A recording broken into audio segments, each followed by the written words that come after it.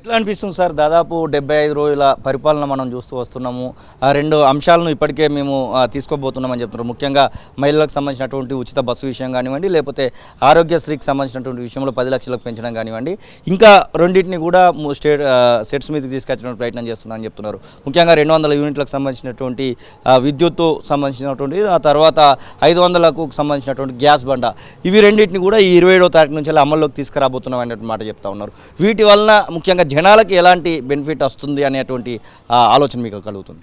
అంటే ఇప్పుడు నాలాంటి వాళ్ళకి నేను దీన్ని ఒక పెద్ద బెనిఫిట్ కింద చూడను, కానీ బట్ రాజకీయ పార్టీలు వాళ్ళు మేనిఫెస్టోలో పెట్టినటువంటివి, అట్లాగే పబ్లిక్ మీటింగ్లలో వాళ్ళ నాయకులు, ప్రధాన నాయకులు ఏదైతే వాగ్దానాలు చేశారో అది ఎలక్షన్ కాంటెస్ట్ కావచ్చు, కానీ బట్ ఆ వాగ్దానాలకి వాల్యూ అనేది ఉంటుంది.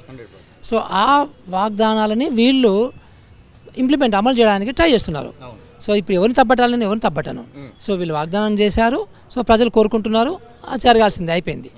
సో బట్ కానీ దీంతో పాటుగా సుస్థిర అభివృద్ధి, విద్యకు సంబంధించి, వైద్యానికి సంబంధించి, తర్వాత స్కిల్స్కి సంబంధించి, జీవనోపాధులకు సంబంధించి, ఇవన్నీ కూడా అట్లా సుపరిపాలనకు సంబంధించి, అవినీతి తగ్గించడం సంబంధించి. నెక్స్ట్ ప్రశ్న అదే ఉండబోతుంది సార్. ఎందుకంటే మొన్న ఓటాన్ బడ్జెట్ కూడా పెట్టడం జరిగింది. దానిలో దాదాపు ఒక గతంతో పోల్చుకుంటే 1-2% విద్యకు, 1-2% వైద్యానికి కూడా దానిలో బడ్జెట్ అయితే కనబడుతుంది. 2,72,000 కోట్ల బడ్జెట్లో మీరు దాన్ని ఎట్లా చూస్తారు? ఈ కాంగ్రెస్ పార్టీ కొత్తగా వచ్చినటువంటి ప్రభుత్వం పెట్టినటువంటి ఓటాన్ బడ్జెట్ని. అంటే ఇప్పటికిప్పుడు మనము దాని నుంచి మనం ఏం తీసుకోవడానికి లేదండి. ఇది vote on account budget number 1. Number 2, వీళ్ళు హెచ్చులకు పోకుండా, అలా అంతకుముందు పాత గవర్నమెంట్ ఏం చేస్తారంటే శుద్ధాలు మళ్ళీ అడుగుతురా వీళ్ళు అని చెప్పేసి, అంటే దాన్ని వాళ్ళ సామర్థ్యానికంటే, ప్రభుత్వం యొక్క సామర్థ్యం కంటే ఎక్కువ బడ్జెట్ని ప్రొజెక్షన్ చేసి చూపించినటువంటి సంఘటన మనం చూసాం చాలా.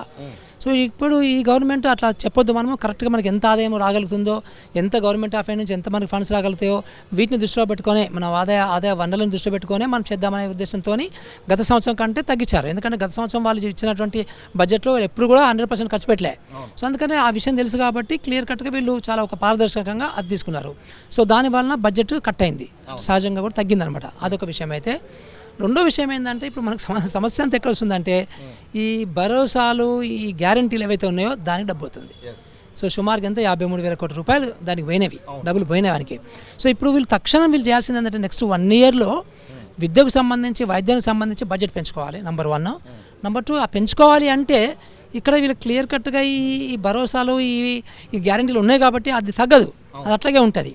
సో దానికి సంబంధించినటువంటి గ్యారంటీలకు సంబంధించినటువంటి అర్హతని, అంటే అవి ఏ కుటుంబాలు అర్హులు అనేది జాగ్రత్తగా గుర్తించుకొని అట్లా ఈ రకంగా ఇస్తే దీనికి ఖర్చు తగ్గుతుంది. అంటే ఇప్పుడు ఎట్లాగో జనగణన చేస్తున్నారని చెప్తున్నారు కాబట్టి అది వీటికి ఉపయోగపడడానికి ఉంటుంది కదా. అలా ఉంటుంది, ఎగ్జాక్ట్లీ.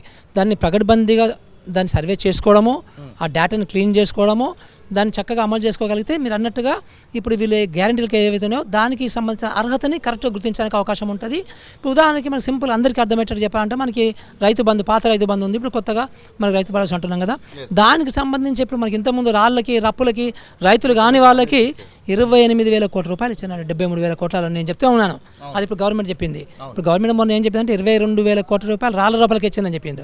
నేను ఇంకా దాన్ని కొంచెం యాడ్ చేసి రైతులు కాని రైతులకి, సో ఎంప్లాయీస్కి, ఎన్ఆర్ఐలకి, ఇన్కమ్ ట్యాక్స్ కట్టే వాళ్ళకి వేస్తే 25,000 కోట్లు వస్తుంది. అది కూడా గ్యారంటీ పక్కా అన్నమాట.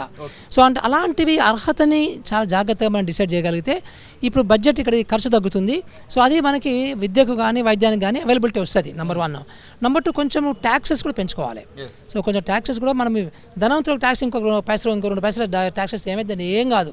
సో ధనవంతులకి మనకు చాలా కంపెనీలు వచ్చినవి, ఒక స్పెషల్గా ఎడ్యుకేషన్ సెస్ పెట్టచ్చు. సో ఒక ఆదాయము నుంచి పైన ఉన్న వాళ్ళకి మాత్రమే, అందరికి కాకుండా. సో ఆ రకంగా కొన్ని కొత్త వనరులు ఏర్పాటు చేసుకోవడం అవసరం గవర్నమెంట్కి ఉంటుంది. దాని ద్వారా సో మనకి ఇప్పుడు విద్యకి సంబంధించి, వైద్యానికి సంబంధించి సో అది మెరుగుపడడానికి అవకాశం ఉంటుంది. కాబట్టి అది ఈ ఫస్ట్ 1 ఇయర్లో ఇది ఏంటంటే క్రెడిబిలిటీ ఆఫ్ ది గవర్నమెంట్ వాళ్ళు చేసుకుంటున్నారు పాపం. అంటే మేము అబద్ధాలు ఆడము, కేసీఆర్లకు అబద్ధాలు ఆడము, మేము నిజాలే చెప్తాము అనే దాంట్లో పడి వాళ్ళు ఇప్పుడు పాపము ఈ డబ్బుని, వనరులని అడ్జస్ట్ చేసుకోలేని పరిస్థితి మనకు క్లియర్ కనబడుతుంది. ఎందుకంటే ఇంకొక వైపు ఏమో 6.5 లక్షల కోట్లు అప్పు చేసిన వాళ్ళు మరీ దుర్మార్గంగా లాస్ట్ కొన్ని వేల కోట్లు, నాకు తెలిసి ఇప్పుడు 60,000 70,000 కోట్ల బిల్స్ పెండింగ్ ఉన్నాయి. గ్రామ పంచాయతీలకి, కాంట్రాక్టర్లకి, అందరు కలిపి. ఇప్పుడు అది వాడు ఎంజాయ్ చేసిపోయిండు, వాళ్ళు ఎంత కమిషన్ తీసుకున్నారో, ఎంత తీసుకున్నారో అంత పక్కన పెడితే ఇప్పుడు పేమెంట్ వీళ్ళు చేయాలి. అంటే ఇలాంటి కొన్ని ఉన్నవి. కొన్ని లోటుపాట్లు ఉన్నవి గవర్నమెంట్లో. ఎందుకంటే బికాజ్ ఆఫ్ వాళ్ళు చేసిన పనికి, వాళ్ళు చేసిన దొంగ పనులకి, వాళ్ళు చేసినటువంటి దుర్మార్గ పనులకి ఇప్పుడు వీళ్ళు బలి కావాల్సి వస్తుంది. సో ఎంత కొంత అడ్జస్ట్మెంట్కి, ఈ అడ్జస్ట్మెంట్కి మనం టైం ఇవ్వాలి గవర్నమెంట్కి తప్పకుండా కూడా. సో మనం వెయిట్ అండ్ సీ. అయితే డెఫినెట్గా అంతకంటే ఎడ్యుకేషన్కి బడ్జెట్ పెరిగింది చాలా. సో ఇంకా మనకి బడ్జెట్ పెరిగింది సుమారుగా ఇంకొక 4-5 వేల కోట్లు పెరిగినవి. అట్లా ఇంటర్నేషనల్ స్కూల్స్ మొదలు పెడుతున్నారు, అట్లా గురుకులాలు కూడా అది దాంట్లో లేదు కానీ పెడుతున్నారు. సో అట్లాగే ఒక 500 కోట్ల రూపాయలు స్పెషల్గా యూనివర్సిటీలకు ఇచ్చిండ్రు కాబట్టి సో డెఫినెట్గా మనకి అదొకటే కాదండి, సుమారుగా 10-12 వేల కోట్ల రూపాయలు మనము టీచర్కి ఇస్తాం. సో ఇప్పుడు టీచర్ల పని విధానాన్ని పెంచాలి, సో నాణ్యమైన విద్య పెంచాలి, ఆ విద్య నాణ్యత పెంచాలి కదా, దాని మీద అది డబ్బు ఖర్చు పెట్టకుండానే మనం చేయాల్సిన పని కూడా చాలా ఉంది.